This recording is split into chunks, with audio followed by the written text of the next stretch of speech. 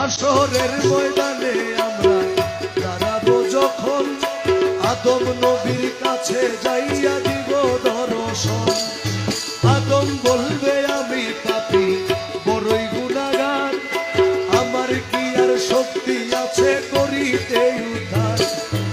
আদম বলবে নফসি নফসি, আমি গন্ধম খাইয়া ভুল কইরাছি গো, আমি অপরাধী হইয়া গেছি, পারবো না সেই কারণে।